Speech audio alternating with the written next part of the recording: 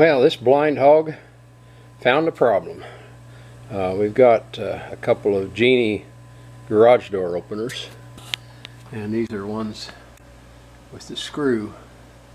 They've been pretty much trouble-free. You got to put some fresh grease on those screws about once a year. They run fine till it gets real cold. But anyway, let me show you what it was doing. Now, where to put my remote? There's my remote. I'll show you what it was doing.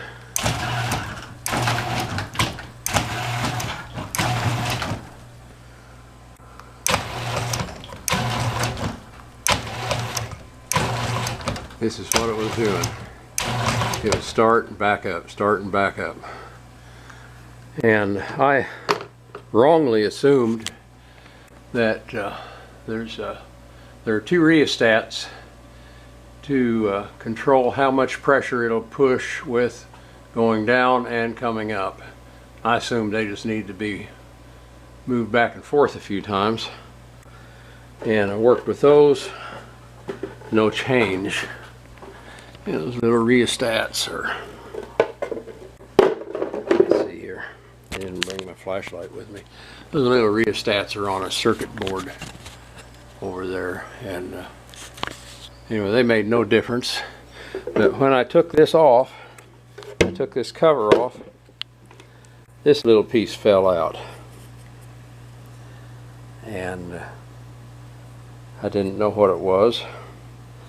But I was able to figure out where it went. It's got a hole in it, and that hole matches the size of that shaft on the motor, and there's a flat place on the shaft, and there's a tab. That tab right there, fits that flat space, and you see it's got a sensor. Got a sensor right there, and those things rotate through it. And some mud dauber had got on here and screwed that up. And I'll put this back on here. Put that back on there. Get my remote.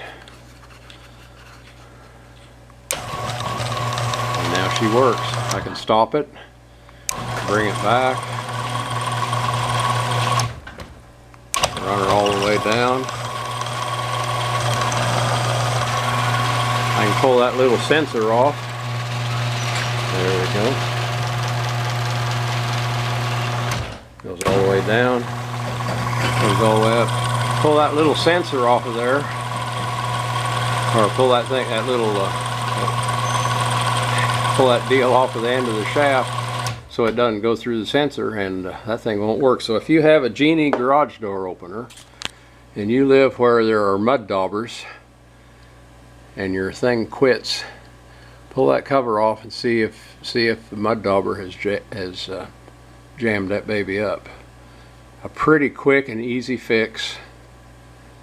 You just got to clean the mud dauber juice off of it and put it back on there, and that saved us a little bit of money. We don't have to go out and buy a new power head now. So that was a good little project for a day it's too hot to go in the woods. Catch y'all later. Thank you very much for watching.